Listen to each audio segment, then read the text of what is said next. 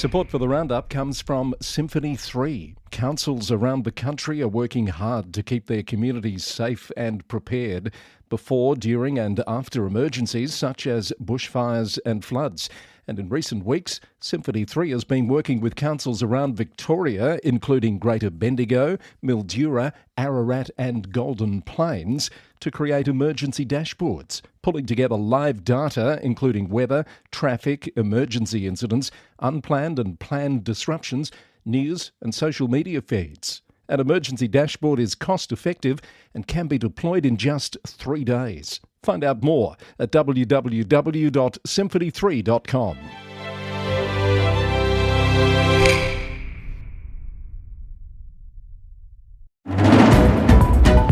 Coming up on the roundup, an alleged complaint against the Victorian Local Government Minister. North Sydney's mayor disputes state government claims, while the health minister is accused of being dismissive and out of touch.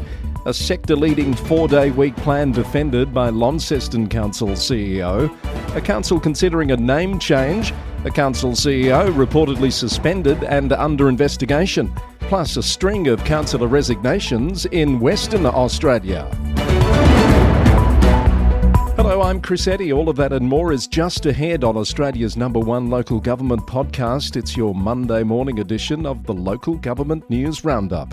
Brought to you by the Victorian Local Governance Association, the national broadcaster on all things local government, with a new season of VLGA Connect underway on YouTube and podcast. And support comes from Symphony 3, simple, connected customer experiences. It's the 9th of February. Welcome along to the podcast. Here's our Victorian report. And the Local Government Minister, Nick Stakos, is reportedly facing an IBAC complaint following allegations about his conduct in a meeting with Kingston Council leaders. According to a report from The Australian, sources claim that in April last year, Minister Stakos warned council officials to drop what he allegedly called a witch hunt against Labor-aligned councillor Hadi Saab, or face government monitors overseeing the council's operations. The controversy centres on a $75,000 ratepayer-funded grant to a religious charity linked to Councillor Saab, who also sits on the charity's board. Minister Stakos has firmly denied the allegations. In fact, he calls them rubbish and says the grant was never discussed at the meeting. 4 months after that meeting, the minister did appoint monitors to oversee the council, citing governance issues. That monitoring period has now been extended to mid this year. IBAC has declined to comment on whether it has a complaint or investigation before it. In other news, Greater Geelong Council's North Bellarine Aquatic Centre in Drysdale will be closed for 6 months from mid-April to allow Stage 2 construction works to ramp up. The works include a 25-metre indoor pool, warm water exercise pool, a gym and a cafe. The $40 million Stage 2 project is expected to be completed by late 2027. Councillor Rowan Story thanked the community for its patience, acknowledging the inconvenience of the closure. And Kidstown Adventure Playground in Greater Shepparton will close for 3 weeks from next week to allow remediation works in preparation for future improvements. Heavy machinery and excavation will be used across the site during the closure. A small number of commemorative pavers will be affected by the works and will be carefully reinstated in an alternative location within Kidstown. 3 local government areas have been selected for a state government trial of digital birth certificates. Parents in Wyndham, Casey and Mitchell council areas will have access to their child's birth certificates on their phones through the Service Victoria app under the trial, which is now officially live. Warrnambool and the South West have been included in the expanded Geelong Cats Next Generation Academy region, creating new opportunities for collaboration between the AFL Club and Warrnambool City Council. The Cats held a community camp, including a business breakfast at Reed Oval, with over 70 local business leaders attending. The expanded academy means more local talent can be identified and developed. Frankston City Council is proposing a new differential rate of 300% of the general rate for vacant commercial properties in the Frankston City Centre. The rate would apply to retail, hospitality and service properties. that haven't been open to the public for at least 90 days in the last 24 months. A consultation process is underway to shape the future of early years services in Mildura. Parents, educators and community members are being asked to provide feedback to the council as it explores potential transition out of direct delivery of those services. The Murray River Group of Councils is calling on residents to make submissions to the Basin Plan Review. Councils including Swan Hill and Gannawarra warn that community input is critical to protecting regional water security and local agriculture. They're pushing back against proposals that could reduce water allocations for irrigation. And more councils in the news. The Herald Sun reported that Stonnington Council has rejected a petition calling for a freeze on paid parking permits, citing budget constraints and the need for sustainable transport infrastructure. The decision has sparked backlash from residents who say the rising costs are unfair. And Maroondah Council has ended a popular goat grazing program along Mullum Creek in Ringwood, telling The Age that grant funding has dried up and the goats have done their job. More than 350 residents have signed a petition to keep the goats, which have been eating weeds and reducing fire hazards, while becoming a community attraction over the past year. You'll find more on all of those stories from the links in the show notes. Also happening now, West Wimmera Shire has commenced a Corella dispersal program in Edenhope this week to address the bird population problem. The initiative will use noise deterrents and other methods to relocate the birds away from residential areas. Residents have complained about noise and damage caused by large flocks of Corellas. Darebin City is launching a trial of shared e-bikes and e-scooters to boost sustainable transport options. The program aims to reduce car dependency and improve accessibility across the municipality. Residents will access the shared mobility service through a smartphone app. And Ballarat has launched its advocacy priority projects pipeline, pushing for state government funding ahead of this year's Victorian election. Key projects include transport upgrades, community facilities and infrastructure improvements. That's today's Victorian Report. Check out more Victorian news on VLGA Connect, which is back on YouTube and podcast this week, including my chat with the dancing mayor of Mount Alexander Shire, Toby Hayden, Catherine Arndt and Josh Fergus from the VLGA. Set the scene for Fast Track coming up later this month. And I talked to Tony Rownick from Hunt & Hunt Lawyers about the 4-day working week proposal that looks like it's about to get up at the city of Launceston in Tasmania and may have implications more broadly across the sector. Check that out on VLGA Connect. New episode available now. To the New South Wales report, and North Sydney Mayor Zoe Baker says the state government has wrongly claimed to be in discussions with the council over Camaray Park. Despite her writing to the minister 8 times since 2022 without a meeting, while Golf New South Wales has met 5 times. The council says the minister is threatening to use ministerial powers to permanently quarantine the golf course for a single user group, giving the council just 14 days to respond. Mayor Baker is calling on the community to stand with council to keep the parklands publicly accessible and managed in the interests of all residents. Balranald Shire Mayor Louis Zafina has labelled the Health Minister's response to Euston's healthcare gaps as dismissive and out of touch after parliamentary questions received no new solutions. The council says pointing residents to distant towns ignores the reality of reduced cross-border access to Victorian services. Balranald Shire is demanding an immediate feasibility study for a multi-purpose health facility and funded transport solutions. Port Macquarie Deputy Mayor Nick Lipovac has condemned the state government's decision to declare the 18-storey Park Street development state significant, stripping the council of decision-making powers. He says the move amounts to tokenism and warns that high-rise development will change Port Macquarie's coastal character. News of the Area reported that the council is calling on the local member and the community to fight back against what they see as growing state overreach. McDonald's has launched land and environment court appeals against the City of Sydney and Northern Beaches councils after development applications for Redfern and Manly Vale restaurants were rejected.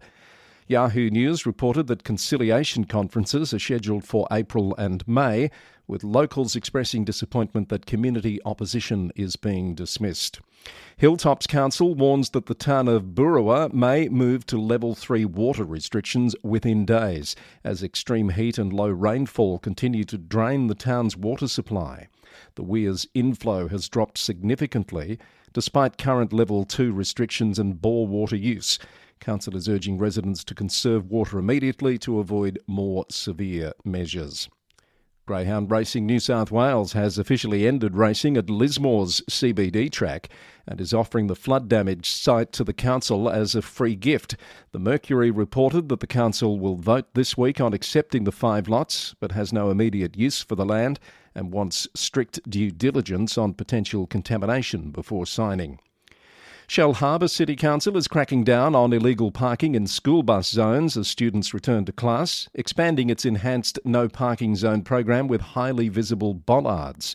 Regional Illawarra reported the move aims to stop drivers blocking buses and reducing visibility during peak drop-off and pick-up times.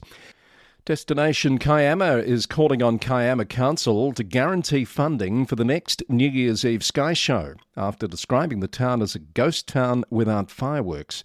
The Tourism and Economic Advisory Committee voted unanimously to reinstate the event, which normally attracts 20,000 people and is considered Kiama's biggest annual gathering. TAC Chair Matt Brown told the Bugle that the cancellation due to financial constraints left local businesses empty and led to unsafe rogue fireworks being set off around the area.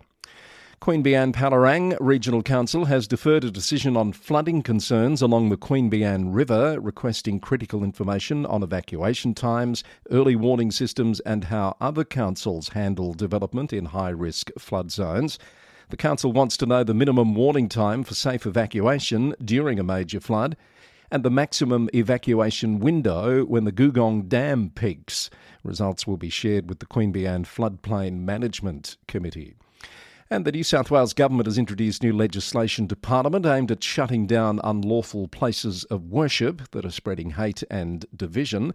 Premier Chris Minns described the venues as factories of hate and says the new laws will give local councils real power to take action.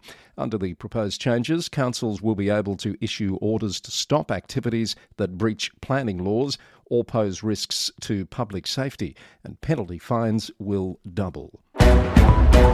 Also happening now, Shoalhaven City Council has won $488,000 in state government funding to plant over 100 trees in 9 high-traffic car parks.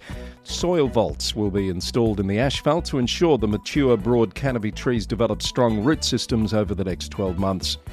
Coffs Harbour Council is building a second water main to give northern residents greater water supply security. The duplicate pipe will run for 2.3 kilometres at a cost of $1.9 million, with practical completion expected by July.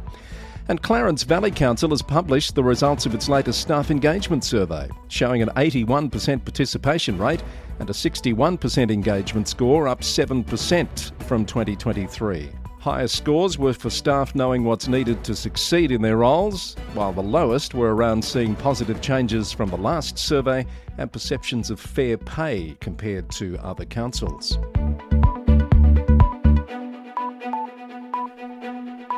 The Local Government News Roundup is brought to you in part by Symphony 3, which allows councils to connect their systems securely, to automate their data flows and to monitor performance in real time. Right now, councils around the country are working hard to keep their communities safe and prepared during emergencies, such as bushfires and floods. And in recent weeks, Symphony 3 has worked with councils around Victoria, including Greater Bendigo, Mildura, Ararat and Golden Plains, to create emergency dashboards. They pull together live data, including weather, traffic, emergency incidents, unplanned and planned disruptions, news and social media feeds. An emergency dashboard is cost-effective and can be deployed in just 3 days. Find out more by heading to www.symphony3.com. Our Monday morning journey around Australia touches down now in Queensland, where Mareeba Shire Council has unanimously voted to extend CEO Peter Frank's contract for another 5 years. Mayor Angela Toppin praised Mr Franks' exemplary actions and commitment over his decade-plus tenure with the council thus far. She said the decision ensures ongoing stability for the organisation. Central Highlands Regional Council has begun dispersing flying foxes in Duaringa. Contractors use lighting and noise to redirect the bats from their roosting locations. The council says the process may run for around a week and will be carried out humanely under a strict code of practice. Flinders Shire Council has adopted a new organisational structure after more than 12 months of planning and consultation. The changes include a standalone water and sewerage operations area to support major Queensland government-funded infrastructure works. Mayor Kate Peddle says the structure will strengthen service delivery and support staff as the council prepares for significant capital works. And the City of Gold Coast lifeguards have completed a record summer season, keeping 4.1 million beachgoers safe over December and January. They performed 1,606 rescues and more than 1,300 medical treatments. Acting Mayor Mark Hamill has thanked the lifeguards for their tireless work during the busiest time of the year. To Tasmania, and Launceston Council Chief Executive Sam Johnson has defended a proposed 4-day work week for council staff against criticism from business groups and a councillor, according to The Examiner. The enterprise agreement would see 600-plus employees work 30.4-hour weeks instead of 38 hours, with no salary increase, effectively capping the wages bill. But critics claim it amounts to an unjustified pay rise and could distort the local labour market. Mr Johnson says those critics should focus on their own areas of expertise and be prepared to challenge their own mind to do something different. West Coast Council is demanding answers over repeated Telstra outages. Pulse Tasmania reported that a hardware fault knocked out mobile services in Queenstown, the latest in a string of disruptions plaguing the area. The council says reliable telecommunications are essential infrastructure and current service levels are unacceptable. Hobart CBD could see dedicated safety officers under a new council proposal. The City of Hobart will consider establishing a Safer Hobart program with 3 uniformed officers patrolling the city to tackle antisocial behaviour and support vulnerable people. Pulse Tasmania reported the program would cost $300,000 annually, but require no new funding, repurposing existing vacant positions. South Australia's rural city of Murray Bridge is considering dropping the rural from its name to better reflect the area's growth and development. Councillor Fred Toogood has put forward a motion for today's council meeting, seeking a report on the costs and processes involved in a name change. The administration has recommended deferring any decision until after the next council term, which begins later this year, but it will prepare an options report if the council supports the motion this week. The Shire of Laverton in Western Australia has suspended its Chief Executive Phil Marshall and voted to investigate allegations made against him, according to the Kalgoorlie Miner. Shire President Patrick Hill said it's business as usual, with Deputy CEO Jackie Hawkins appointed as acting chief, while the town looks forward to a new hospital and a bumper tourism season. Shire of Gingin councillor Lincoln Stewart has announced his resignation following allegations that he received threatening voicemails, according to thewest.com.au. Stewart, who's been on council since 2023, says stepping down will allow him to speak freely and focus on legal proceedings. He said, and I quote, "Resigning from council will allow me to tell the truth about everything without being dragged through a local government complaints process that is biased and broken," unquote. Police allege the threatening calls were made by the husband of Shire President Linda Balcombe. And Bridgetown Greenbushes Council has lost 2 councillors this month. Councillor Tracy Lansdell has resigned after securing a job as Community Development Officer with the Shire, ending her tenure that included serving as Shire President last year between January and October. Councillor Stephen Butler has also stepped down for personal reasons, effective February 5th, just months after being elected in October. And the Australian Pipe Band Championships will be coming to Subiaco Oval in April. The first time in 30 years the event has come to Western Australia. Hundreds of pipers and drummers from across Australia and Singapore will compete, with Highland Games, Scottish dancing and the Subi Night Market adding to the spectacle. It's Global Report time. Lots to share with you today. We're starting in Malaysia, where a new study is underway to explore the possibility of holding mayoral elections in Kuala Lumpur. The research being conducted by the International Islamic University of Malaysia began in December under the previous Federal Territories Minister. Currently, the Mayor of KL is appointed every 3 years by the Minister, a system in place since local government elections were suspended in 1970. This means residents of the capital have no direct say in choosing their city's leader. Current Federal Territories Minister Hannah Yeoh has defended the study, emphasising the importance of evidence-based policy making. However, the proposal has drawn mixed reactions. Some see it as merely opening room for discussion, while others warn that mayoral elections could lead to politicisation of city administration and policy instability. The debate continues as stakeholders weigh the pros and cons of bringing back local council elections to Malaysia's capital city. One to keep an eye on. In the UK, Norfolk County Council has pledged not to use any of its 16,000 acres of agricultural land for solar energy projects, according to the BBC. The Conservative administration says Norfolk has too many solar farms already and must protect arable land that feeds the country. A new report warns that London's governance system, now over 25 years old, is failing to keep pace with the capital's economic reality. The Restate think tank says fragmentation across 33 boroughs is hampering growth and infrastructure development, and it's calling for borough reorganisation and deeper devolution of powers to the mayor. The UK's National Cyber Security Centre has issued a warning about Russian state-aligned hacktivist groups targeting UK organisations with disruptive cyber attacks. It warns that local government authorities and critical infrastructure operators are particularly at risk from denial of service attacks aimed at crippling websites and online services. The Local Government Association is commissioning an independent external review of its restructure plans after Chief Executive Joanna Killian took unexpected leave for personal reasons. The proposed changes would see 62 roles cut from the organisation's 540-strong workforce. The external HR specialist will provide independent oversight and assurance, with the review taking stock of work undertaken so far before any further steps are taken. Nicola Beach, Chief Executive of Suffolk County Council, is stepping down after 8 years in charge to hand over leadership ahead of local government reorganisation. She'll leave at the end of March, with the process to appoint a new Chief Executive beginning shortly. Worcestershire County Council is facing effective bankruptcy unless it receives £71 million in emergency funding from central government, according to its Reform UK leader, Joe Monk. And Kent County Council has been accused of telling a blatant lie after its claim of nearly £40 million in savings on net zero was found to be based on hypothetical projects with no documentation. More on that from The Guardian. Across to the Netherlands, the city of Amsterdam is exploring the option of ending sea cruises by 2035 to combat over-tourism, making it the latest European city to consider major restrictions on large cruise ships.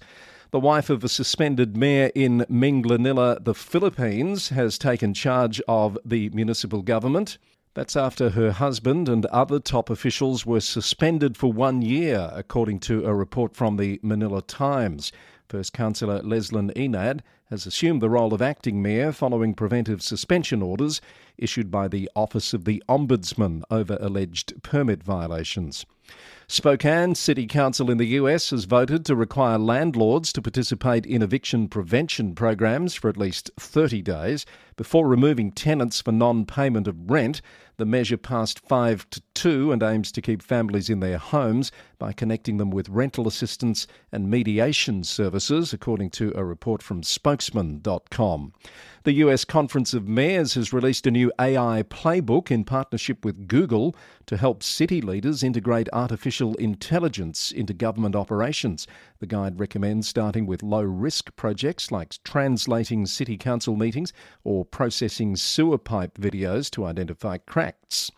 In New Zealand, Clutha district councillors have voted to drop an investigation into vehicle-free zones on beaches, prompting cries of shame on you from the public gallery. The council will instead investigate beach speed limits as a means to protect the coastline and wildlife, according to Radio New Zealand, which also reports that Northland's 4 councils have united to present a shared vision on local government reform. They're pushing for a by Northland, for Northland approach, rejecting one-size-fits-all solutions in favour of outcomes that reflect the region's unique geography and iwi relationships. The Local Government Minister Simon Watt says he's encouraged by their commitment to work together on solutions that address today's challenges. And that's our global roundup for this Monday, the 9th of February. You've been listening to the Local Government News Roundup, news from across Australia and beyond, brought to you by the Victorian Local Governance Association, the national broadcaster on all things local government, with support from Symphony 3, simple, connected customer experiences. You can find out more information about this episode, including all the story links, by heading to lgnewsroundup.com. Comments or feedback can be sent by email to lgweeklynews@gmail.com. The Local Government News Roundup is recorded in the city of Greater Geelong, Victoria, on the land of the Wadawurrung people of the Kulin Nation. We come your way every Monday, Wednesday and Friday. Until our next edition, thanks for listening and bye for now.